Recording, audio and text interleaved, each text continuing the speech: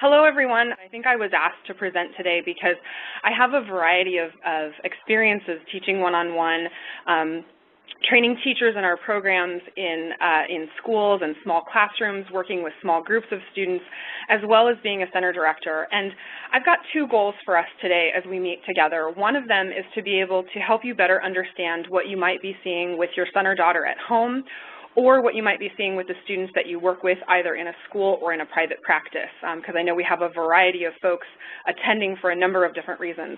The second goal is to be able to offer some solutions for you and to help you see how Lindamood-Bell might be a great solution either for, again, son or daughter or the students that you work with.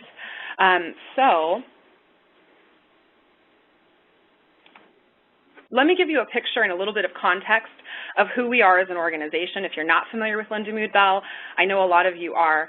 I'm here in San Luis Obispo in our home office, and we have located here our first learning center that we began with back in 1986. And we now have 48 locations in the U.S., so since 1986 we've had quite a bit of growth, and we're happy to be along both coasts and all over the middle. We have one location in London, and we also have a Sydney, Australia location. And where you see there, it says 40+ silks. A silk is a seasonal intensive learning center, and what that means is we have families and professionals that are interested in having us come to their community, even though we don't have a center there. And so we will come and kind of set up a center in a temporary location and be there for a period of time so that we can serve that community. And right now, we actually have two locations happening, one in Wyoming and one in Martha's Vineyard. And then, summertime, we have quite a bit more, which is where you see that number of 40+. Something else that Lindamood-Bell does as an organization is we do workshops and conferences. So we train 5,000 teachers a year, and we have our international conference every other year. And there's quite a buzz here in San Luis Obispo as we get ready to have our international conference next week. It begins on Thursday down in Anaheim, California. We also have school partnerships. So we actually work in over 100 schools, and we're internationally recognized for the work that we do, not just with students in those schools, but teachers as well. And we often see schools that are underperforming rise to kind of a higher level than anyone might have expected, and it's really thrilling to see students hit a new level of achievement that neither them or as individuals or as a school they've seen before. So it's really, really exciting for all of us. I want to give you a sense of who Lindamood and Bell are. As you might imagine, sometimes people are curious about our name. Nancy Bell is in that top picture, and she's our director and CEO and one of our founders. And she co-founded Lindamood-Bell with Patricia Lindamood, again, back in 1986. And Patricia Lindamood is the woman in the front of the picture of the three ladies in the bottom right-hand corner. And Pat was a speech and language pathologist. Nancy was a classroom teacher and a reading specialist. And together they saw a great need and some really great answers to questions that people were having about their students. And so that's why they formed the organization back in the 80s. Just this year, Nancy received the 2013 Distinguished Leader in Special Education Award and flew to the East Coast to receive that. Again, this year we're hosting our 18th International Conference next week down in Anaheim. And one of the questions we get quite a bit is, are you franchised? So our center directors who talk with parents are often asked, is this center a franchise? And we are not. All 50 centers are owned, operated, and overseen in terms of the quality by our founders.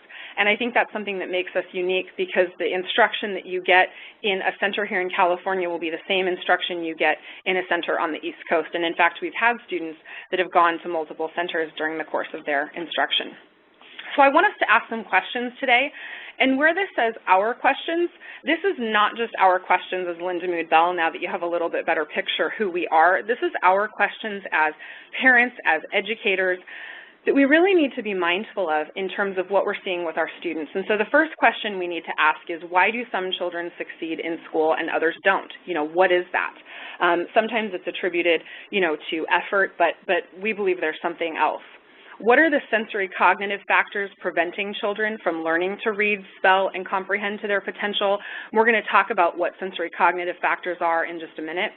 And can these sensory cognitive factors not only be identified, right, because if you can see it and know what it is, that's helpful, but can they also be stimulated or developed and then applied to schoolwork? Is it something that we have to modify the environment for, or is it something that can actually be developed for our students and then help them apply it to their everyday interactions like schoolwork and things that come up at home? So let's talk about sensory cognitive functions. By sensory, we mean things that we perceive at our sensory level. So, sight, hearing, touch, and then cognitive being, of course, how our brain takes that information and processes it and what it does with it. And we believe that there's three things that contribute to language and learning for our students. The first is phonemic awareness, and you may have heard this term before, especially as students are entering first and second grade. This is their ability to auditorily perceive the identity, number, and sequence of sounds within words. So to break that definition down for you, if I said the word FIP, if someone with good phonemic awareness would be able to process or hear that there's three different sounds in that word FIP, and they might be able to tell me that the I is the second sound, the P is the last sound, etc.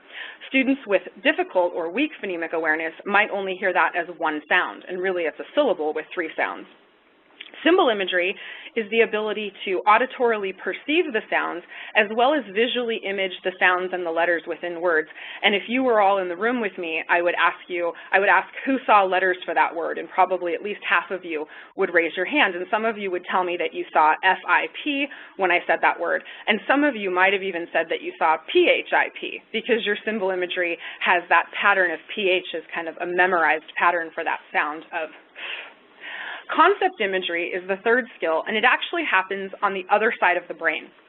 And this is our ability to create an image gestalt, or a whole, from oral and written language. So to contrast this for you, if your symbol imagery was activated and I said the word cat, you would be picturing C-A-T.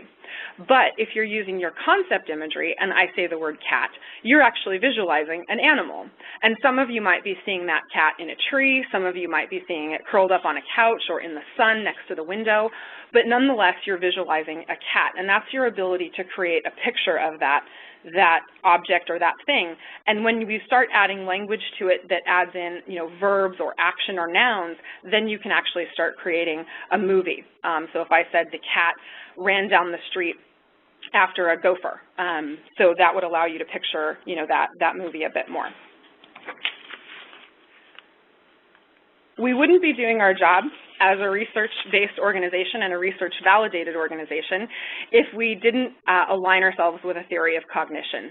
And so this theory is called the dual coding theory, and it talks about essentially the imagery-language connection. And it was developed by Alan Pavio, who's a cognitive psychologist out of the University of Western Ontario, and he's actually one of our keynote speakers at our conference next week. He researched this theory, the DCT as we all like to refer to it, and it's a theoretical model for cognition. Essentially, he says, performance is mediated by the joint activity of verbal and nonverbal systems. Cognition is always an interplay between the verbal and the nonverbal systems. In other words, we take language in and we create mental representations for it. Pavio said that imagery includes not only static representations, and I'm going to ask you to hold on to that word because we're going to talk about it in a little bit. So imagery includes not only static representations, but also dynamic representations of action sequences and relationships between objects and events. So again, hold those two words, static and dynamic.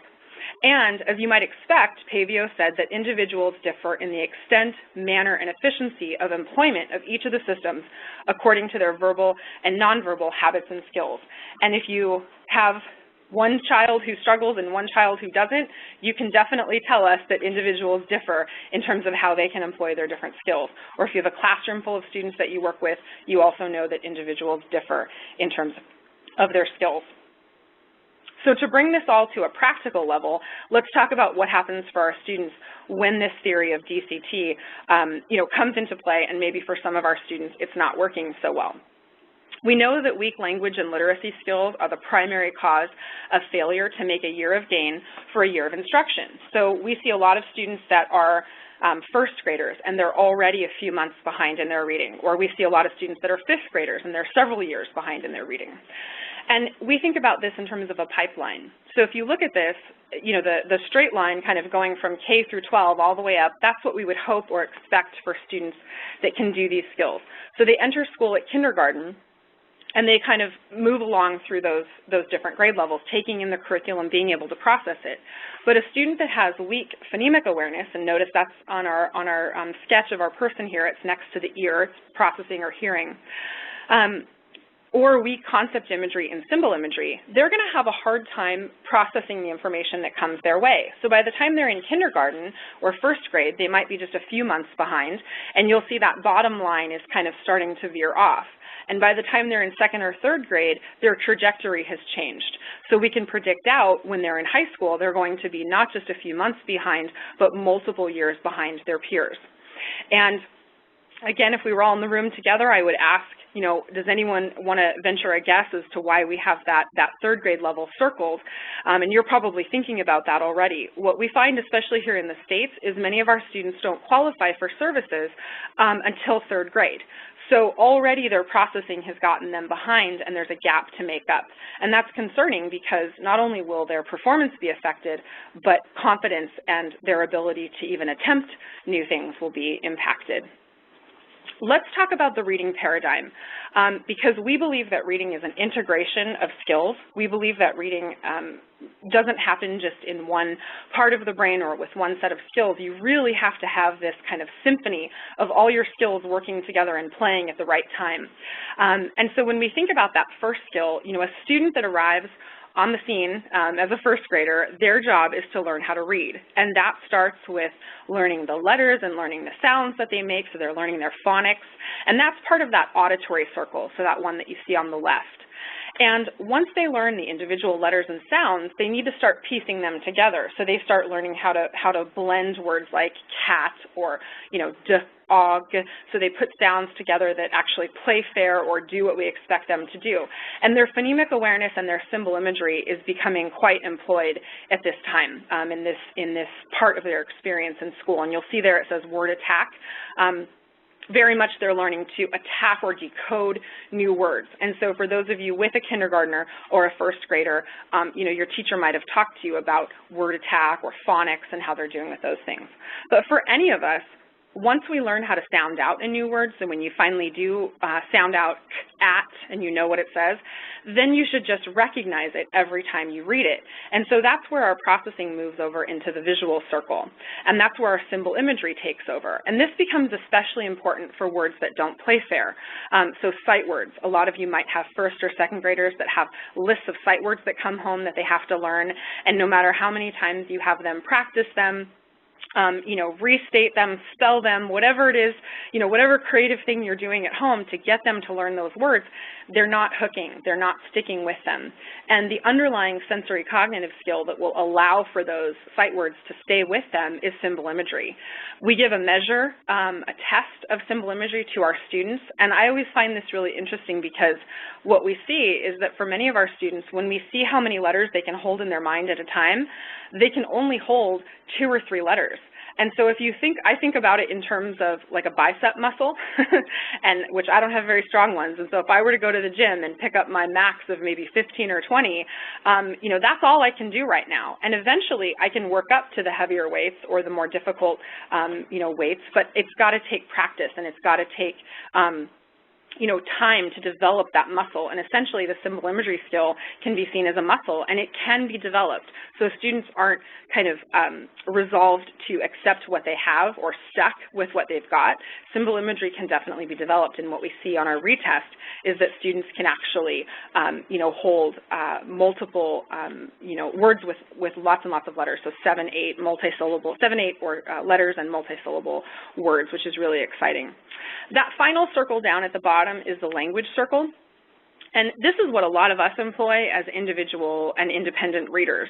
So we're reading along, and let's say we read, you know, I went to the circus and I saw 3 elegants in the main ring. Well, your context would allow you to say, oh no, it's elephants, and you would fix it right away. And you don't even really need to take a second look at that word. You just realize that it doesn't make sense.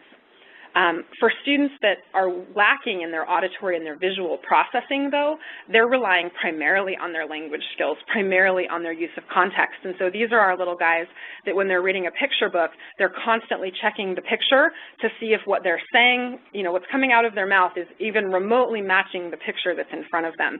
And that's a really frustrating way to try to get through a story, especially if you're only relying on one of these three important skills. And so again, reading is an integration of these. Now the other circle that you're going to see there is that bigger fourth circle, the comprehension circle. And we have students that come to us where their auditory, their visual, and their language circles are well intact. In fact, they might even be above their age and grade level, and they're still struggling in comprehension. And so what we see on our assessments is they might be weak in things like following oral directions or reading comprehension, and there's really no kind of visible or obvious explanation for it because their vocabulary is good, they're reading the words beautifully and fluently, and then you say to them, what was that passage about? And they say, I don't know, a dog, I think, or something. And so, it's not necessarily that they are not trying to pay attention or not listening, and we'll talk more about what that can look like for some of our students, because what's happening for them, if they are not taking that language in and creating a movie in their mind and seeing it play out, again, like a film or like a movie, they're going to have a difficult time processing and understanding what that information is, whether it's a novel or it's a science text or a new math concept. So all of those things can be impacted by someone's ability to take in new language and create a mental picture for it. So we can kind of see all of these skills as a spectrum. And we're going to look at two students, Lance and Michelle, that actually were students of Nancy's and of Phyllis's years ago. And we're going to look at how these two types of imagery, symbol imagery and concept imagery, were either strong or weak for Lance and Michelle. So let's talk first about Lance. If you picture Lance, he was a 10th grader. He was 16 years old, and he was very gregarious. He was a football player, tall, well-liked at his school, jovial. He could make jokes and really related well to people. But he was ready to drop out of school. He was ready to leave high school.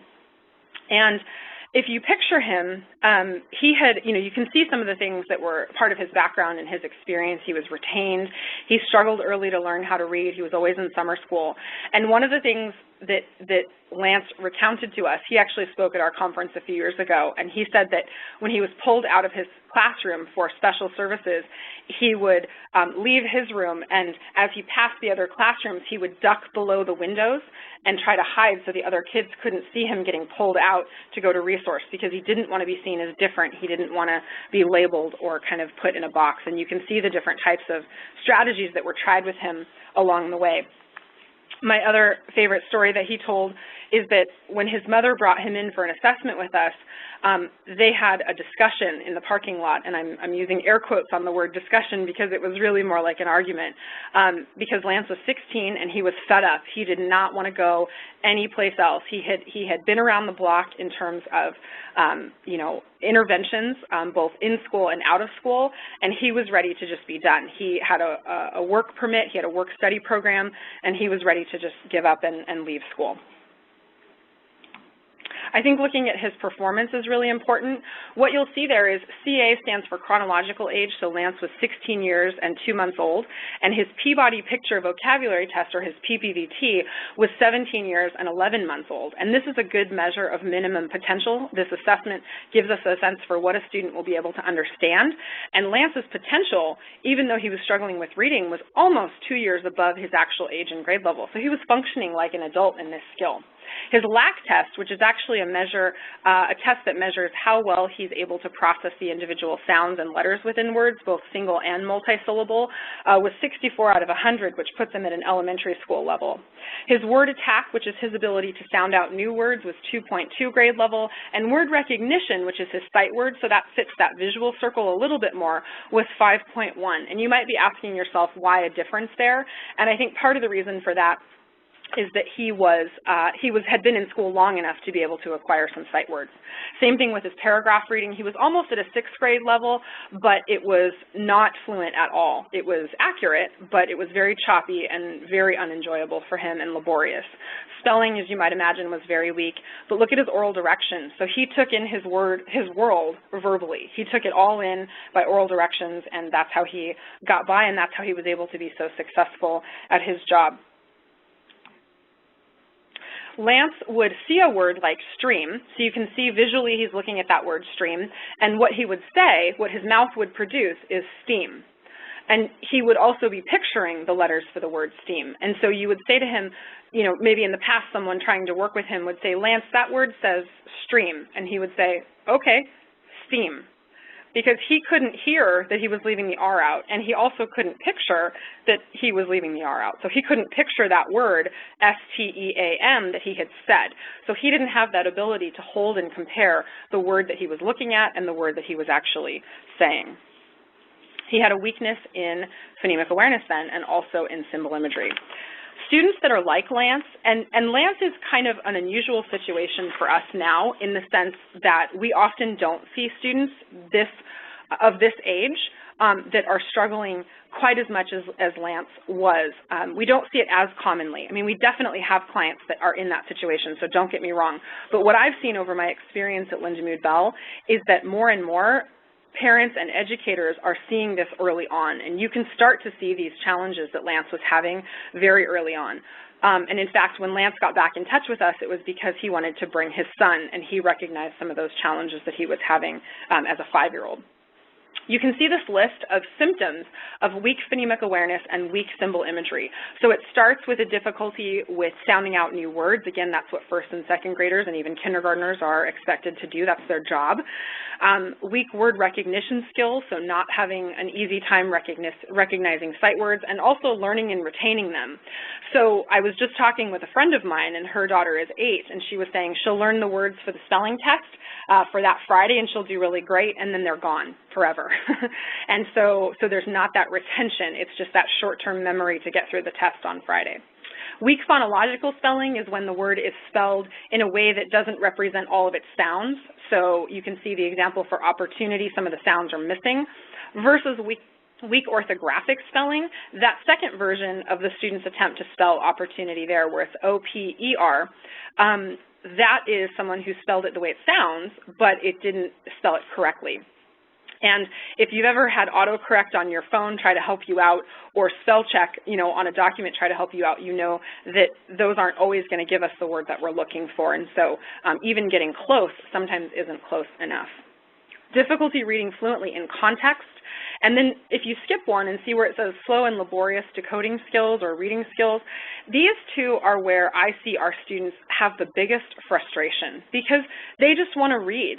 Every student I know shows up in school excited to learn how to read and excited to be able to read stories and do what their siblings are doing or their friends are doing.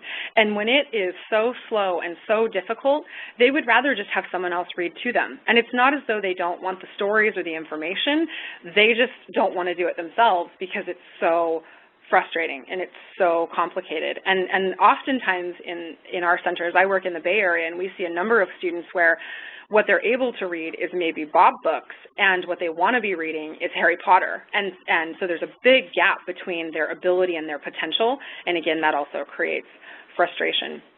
And these students with weak phonemic awareness and weak symbol imagery may be labeled dyslexic, not always, but if a student comes to us with that label, that's oftentimes a clue for us that there might be some difficulties with their phonemic awareness or their symbol imagery, or their SA and their SI and PA, just to get you all up with our our lingo. Let's look at the other side of the spectrum. This is Michelle, and Michelle also came to us as a high schooler a number of years ago. She actually did an assessment with Phyllis. And Michelle, if you picture her, had curly red hair, and when she came in, it was hanging in her face, and she wouldn't make eye contact, and she was very flat affect, soft-spoken, didn't really engage in conversation much at all, very simple answers. And Michelle was a little bit older than Lance in that she was 12th grade. She was 17 years and 4 months old, and her PPVT was 17 years and 2 months. And so if I were to ask you all again, if we were all in the room together, how's she doing? Most of you would probably say, she's doing pretty good. She's right on par with her age and grade level. But Michelle was dropping out of high school because she didn't have enough credits to graduate. And when they told her this, she said, "What do you mean I'm not going to graduate? I was here every day." And so she didn't have the connection between the performance on her grades and how she was doing and the fact that was she going to graduate or not. And so already there's a clue there about critical thinking skills and cause and effect. Michelle could definitely read, but she couldn't comprehend. You know, students like this sometimes are labeled hyperlexic or autistic, and you'll see that kind of referenced there. Her LAC test, which is that same test that Lance had so much difficulty with, where he was showing us perceiving letters and sounds, or sounds, I should say, Michelle aced it. She got a perfect score, and where Lance kind of tried to muddle his way through it and really struggled through it by watching the evaluator's face to see what their mouth was doing, Michelle looked down the whole time and could just perceive and hear the sounds and didn't have to watch what the evaluator's mouth was doing. So she had an extremely high ability with phonemic awareness and symbol imagery. Her word attack, her sight words, her paragraph reading, and even her spelling were all above a 12th grade level. And some of us would probably say, I don't even have, you know, above a 12th grade spelling level. And she really aced everything that had to do with the auditory and the visual circle. But look at her reading comprehension. It's 9th percentile. And if we were to give this a grade level equivalency, it would be somewhere in the elementary school level. Her silent reading comprehension was no different. It was 10th percentile. And sometimes we see students where it's a little bit better when they read silently because they don't have to focus so much on the words. But in this case, that was not helping her out at all. And her oral directions were 9th percentile. So imagine trying to sit in class and listen to a history lecture about World War II or about Western civilization. She's going to have a lot of difficulty even processing that. Michelle processed parts as she read, so she took in oral language or written language and only got pieces of it. And to give you one more illustration of this, I'm going to give you an example not from Michelle, but from a student I worked with in one of our centers. He was a high school student, and we were doing a paragraph about how after World War II, a dentist approached the Army with an idea about training bats to fly into, let me back up. It was not after World War II. It was after Pearl Harbor, after the attack on Pearl Harbor. This dentist approached the Army about training bats to fly into homes in Japan with bombs strapped on their backs as a way to kind of retaliate for this attack that was, you know, happened in Hawaii. And so we read this whole story, lots of things to picture, you know, Pearl Harbor, World War II, a dentist, the Army, bats. And I said to this student who was 16 or 17, tell me what that story is about so far. Tell me what you're picturing and what you see. And he said, I see a bat. And I said, can you tell me a little bit more? And he said, it's black and it's about this big and it's fuzzy. And so he was only getting pieces of that story. And really, he's probably talking more about a nature story, right, if all he's seeing is a bat. And so imagine how confusing that would be for students to try to be able to process that type of information if all they're getting is fragments or pieces of what they're reading. And so this is going to impact not just recollection of what we read, but the ability to create an image gestalt or a picture from that story will impact our ability to do what are called higher order thinking skills, or HOTS. And that's things like, you know, finding the main idea or the through line in a story, drawing a conclusion, predicting what's going to happen next, evaluating, and especially when we get into literature and poetry, why do we think this character would have thought this or said this or done this? Why was this relevant for the time period? Symptoms of students with weak concept imagery, you can see there's quite a few of them, and some students may present with all of these, and some may present with just one or two. We have students with just a mild weakness in concept imagery that needs a little bit of development. Weak oral and written language skills. Again, we talked about that problem solving, that critical thinking skills, following directions. You know, a friend of mine just had her daughter assessed with us and said that she, you know, when she saw the oral directions score, she said, I thought she just wasn't listening. And really what you're telling me is she's not hearing or processing what I'm saying. And that was quite a revelation for her, and I think that's a really important thing to understand. Expressing language both orally and in writing, and writing is especially complicated because students have to edit their own writing. And so how do you edit what you're trying to say if you're not sure if you said it or not? And so it becomes a really complex process that lives in kind of the higher levels of our advanced concept imagery. Grasping humor. Forgive me for the cheesy joke I'm about to tell you, but to illustrate this point, I'll tell you a joke that I like to tell my students, and that is, what's worse than finding a worm in your apple? Finding half a worm in your apple. So if you're picturing where the other half is, that's what makes it funny, especially if you're a 4th or 5th grade boy. You think that joke is pretty great. But if you're not picturing that, if you're not visualizing that situation, it's not going to make any sense. And so our students that struggle with concept imagery often love movies or jokes with physical humor because they can see it. Interpreting social situations, cause and effect, attention and focus. These students are often seen as struggling with paying attention in class or focusing on a task. Mental mapping, this is really important for things like project planning and planning your day or planning time. So some people that have difficulty with temporal reasoning, so being on time to places, sometimes that can be a symptom of concept imagery. Now, if you have a friend or loved one who's late everywhere, don't necessarily accuse them of having a concept imagery weakness, but it can be a symptom.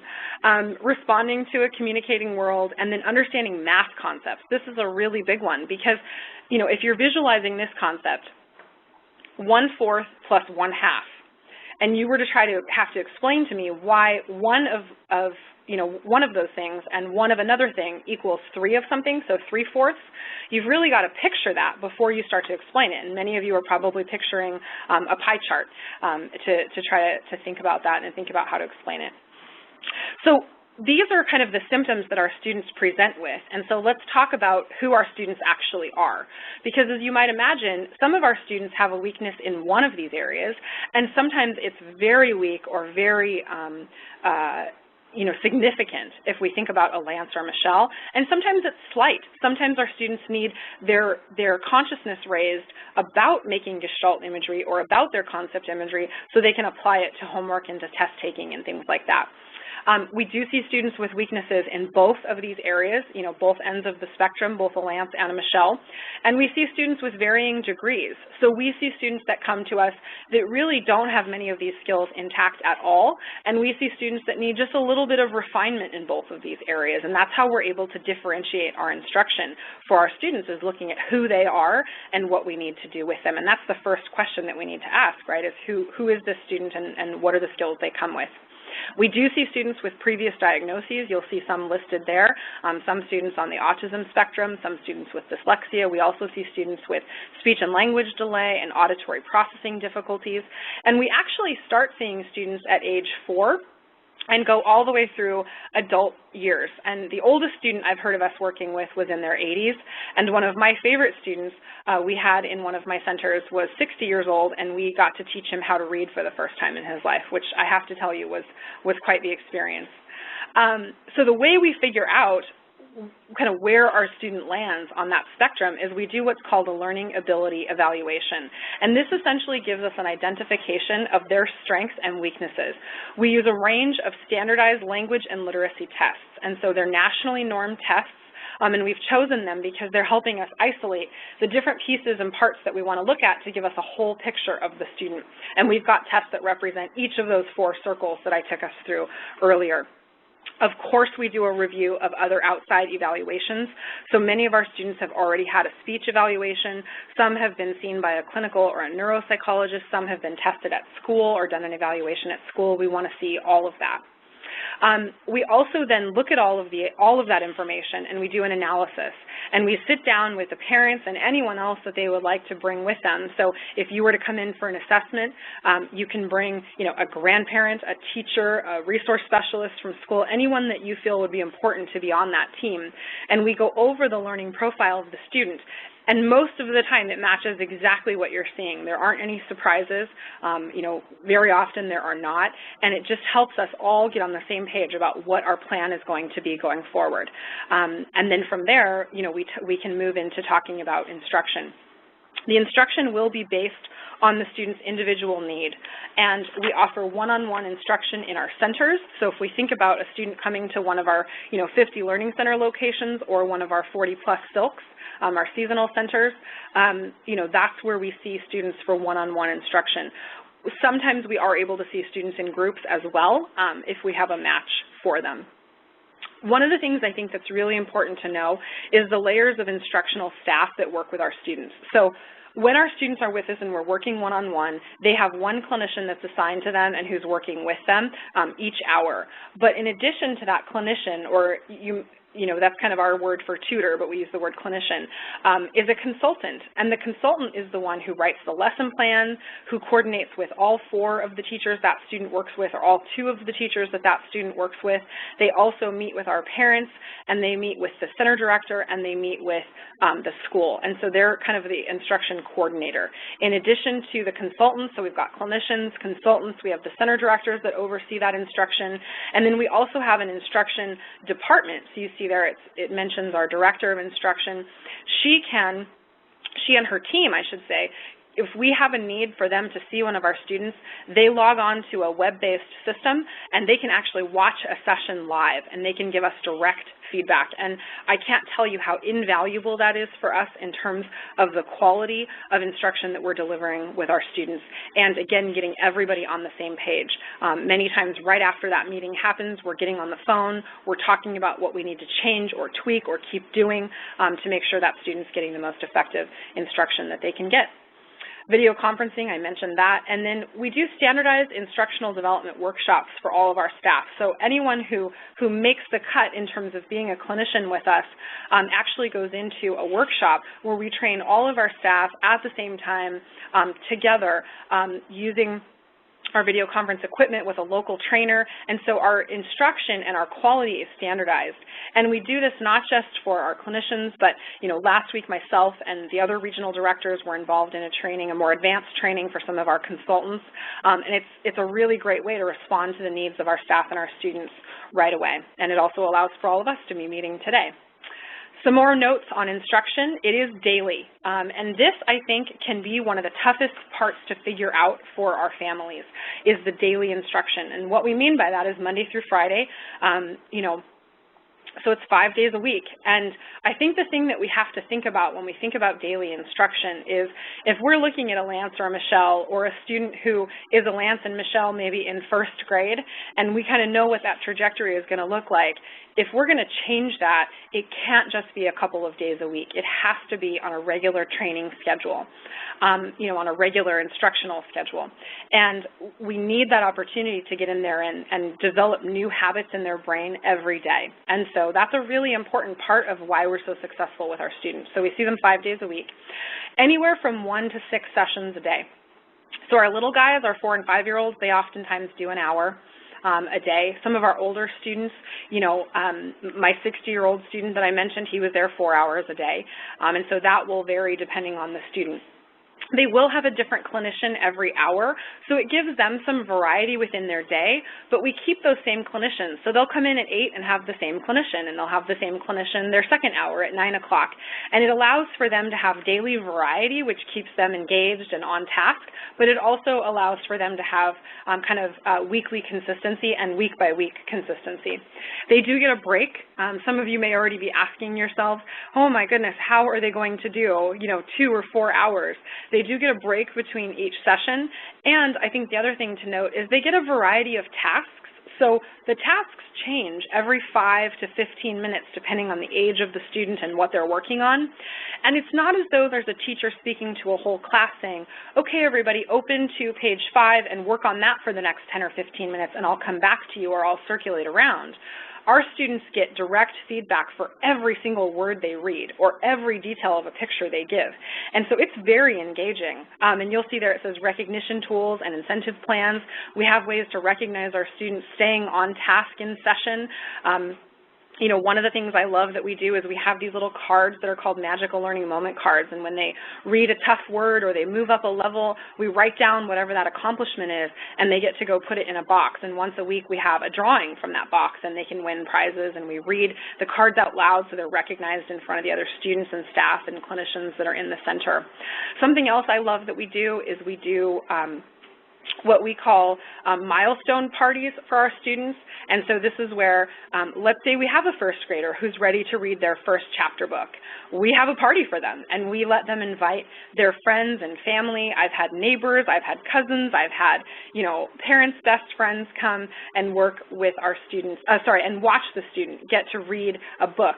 And then we do a celebration, and often there's treats and things like that. So it's a great time for the family and the center to come together and celebrate that student. And there's other things that we put into place as well. I talked about this a little bit earlier, but just to reiterate, the clinicians are the ones delivering the instruction, and that instruction is supervised by the consultants and the instructional support team. So consultants are on the ground in centers. Instructional support team are virtually supporting us from the different locations that they're in. Something I didn't hit on is this idea of progress updates. So our parents come in about every 20 hours of instruction. So sometimes that's weekly, sometimes that's every other week, and you're actually watching what's happening in session. So you're sitting in that session, sometimes you're participating, sometimes you're observing, and then you sit down with the consultant and we go over what we've been working on the week before and what the plan is for the next week, and then we send you home with a written summary. The other thing that we do for our families is parent practice sessions. And so this is where we'll either train you individually or we'll train you in a small group to learn how to reinforce these skills at home. And we don't train you in the whole program. We don't show you how to do the whole thing. We don't want to overwhelm you, but we're going to give you some key things to reinforce at home as you're working with your child, either on homework or driving in the car. You might ask them questions about what they're visualizing or what they're picturing, again, to get that imagery going. And parents love these. I've got a number of centers in my region that do these in small group sessions. And essentially what happens is, parents come together and we show you the steps and you get to practice with one another. One of my center directors was telling me that she had parents this last summer, she had a couple that came first thing in the morning at 8 o'clock, and then they came again for the 1 o'clock parent practice session. And she said, oh, guys, it's going to be the same information. And they said, we know, we want to hear it again, because they wanted to make sure that they had that down, knowing they were going to be working with their student at home. Once we kind of move all the way through instruction, students have been with us daily. You've been getting progress updates. They've been getting recognized for their great work. Their skills are improving. Then at the end of that recommended instruction time, we do a retest. And the goal of this is to help us understand what are they able to do independently. And we use this in conjunction with what we've seen in session and what you're seeing at home to make recommendations for the next steps. And during the school year, for example, some of our students finish their course of instruction and they're ready for follow-up. So they come in with their schoolwork and we're helping them apply what they've learned to schoolwork. We will definitely ask you or insist or invite ourselves to come to your school visit, because we want to have a team approach to what's happening with your son or daughter, or if you're a teacher, with the students that you're seeing that come to our centers. We want to make sure that we're all working together, and if you're seeing something when they're back in the classroom that they're not applying these skills, we need to know that if we're doing follow-up in the center. So there's a really important component there to make sure that everyone's on the same page, and we love visiting schools and sharing with the teachers of our students what we've been focusing on. And then you'll see there it says annual reassessment, and we're in the season right now where we're doing that with our students. We invite all of our students to come back for an updated evaluation to see how they're doing on their skills. And I have to tell you, it's probably one of the favorite times of the year for all of us, because our students that we haven't seen in 6 months or a year or 2 years are now coming back in, and they're taller and they're more confident, and they're excited to brag to us about their skills. Sometimes they'll bring their report cards or different successes that they've had, and if they'll let us, we put them up on the board in the center. So some of you may have heard of the names of some of our programs. And I want to give you a quick overview and just a place to put these if you have heard of the names or if you've looked on our website. These first two programs of Seeing Stars and LIPS, these both address the issues of phonemic awareness. And then the Seeing Stars program also addresses symbol imagery. And so seeing stars essentially teaches students to visualize a letter for every sound that they hear. So I might say to the student, I might show them a card with a B on it, and we talk about what it says. It says "buh," and then I take that card away and I have them write it in the air, "buh," and they trace that letter, they visualize it in their mind, and then they say the sound. So we're trying to get a symbol to sound or a sound symbol association for that. So we're starting that phonics process, but we're reinforcing it with imagery. And this is important, again, to get that muscle going, to get that development starting to happen there. And then, as you might imagine, we just increase the volume and the complexity of the words. So we go to words with not just a consonant, but a consonant and a vowel. And then we go to words with 3 sounds, and then 4 sounds, and 5. And if it's appropriate for the age of the student, we get into multisyllable words and complex multisyllable words with multiple, beginnings and endings. The LIPS program also addresses phonemic awareness, but this does it in a way that taps into the student's kinesthetic or articulatory feedback.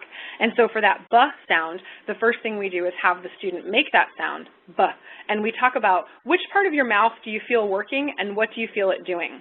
And so we're trying to get them to establish kind of a movement that their mouth is making, and so that they can access that kind of baseline pool of resources. They always have their mouth with them, and they can always check to see what it's doing. As you might imagine, not all of our students need that baseline or that root level of sensory input. They don't necessarily need to feel what their mouth is doing, so not all of our students that struggle in phonemic awareness and symbol imagery need to do LIPS, but we have it available as this incredible resource to get students going in their skills.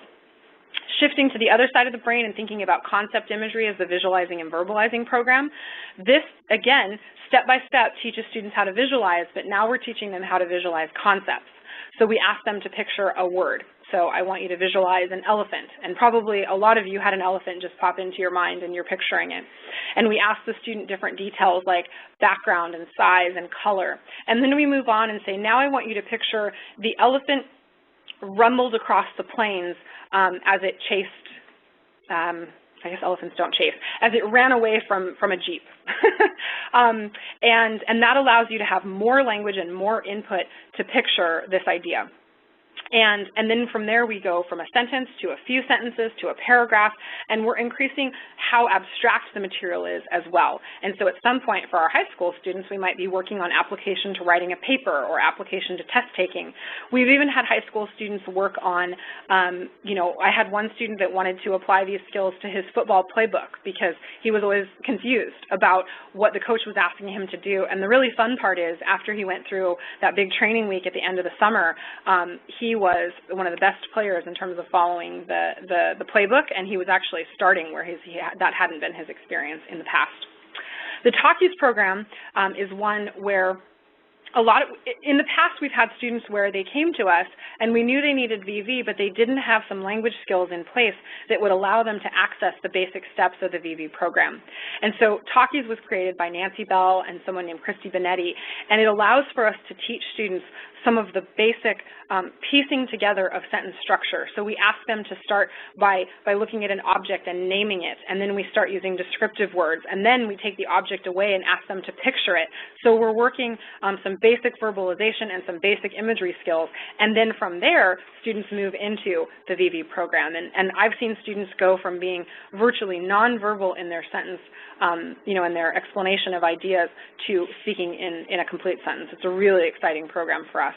And then On Cloud 9 is actually our math program, and it's an integration of both seeing stars, or some of the concepts, I should say, from seeing stars and from visualizing and verbalizing, because in order to do math, you have to have good symbol imagery. You have to be able, and in this case, it's numeral imagery, you have to be able to picture a pattern of numbers. So if I said 3 times 3 equals, you're picturing a 9 after that, but you can't hold your math facts long term if your numeral imagery or your symbol imagery is weak. And then again, we talked about that example of fractions. If you're not visualizing the concept, it's going to be really hard to approach math and understand it. You're just going to learn it by rote, and a lot of our parents describe that. So when students approach the cumulative test, they're not sure how to do the different problems because they're used to doing the same problem on their homework over and over and over again. And then when the problems are mixed up and it asks them to actually assess the different equations and which strategy to use, they get really confused. I want to say thank you very much for attending today and for your time and for coming and listening. I really hope that you've gotten a better insight about how your students are learning and what some of the potential options can be for solutions.